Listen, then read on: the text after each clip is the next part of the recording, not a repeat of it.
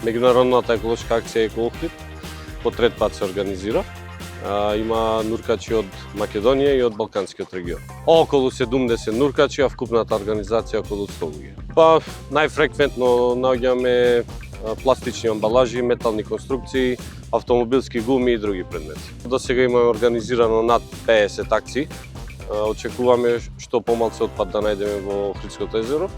Имајќи во предвид дека првите акции кои ги организиравме имаше огромна количина на цврст отпад, секоја година вродува со плод. Па најчесто тоа се местата каде што се покрај крајбрежјето, населените места покрај крајбрежјето на Охридското езеро и нормално несовесните граѓани, тие се најголемите виновници за големата количина на отпад во езерото.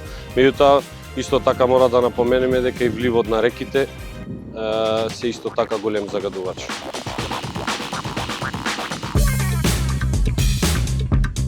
Ima ovakvih akcija, uopšte u celoj ex-Jugoslaviji se rade, mi smo učestvovali na nekoliko njih na raznim lokacijama i stanje manje više isto. Treba raditi puno na svesti ljudi, pre svega zato što nas je ovde ograničen broj koji se skuplja svo to smeće koji veliki broj ljudi baca.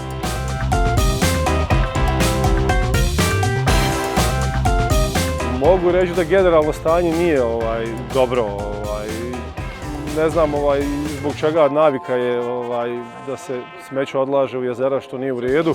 Evo mi se trudimo da očistimo koliko možemo, ali bi mislim trebalo više poraditi na svijesti ljudi da se ne treba bacati smeće u vodu. Prvi put smo u eko akciji, ali ronimo, često ronimo u Ohridskom jezeru. Imate par lokacija ovdje gdje je frekvencija ljudi malo veća, ima par lokacija gdje se osjetno primijeti da ima više smeća.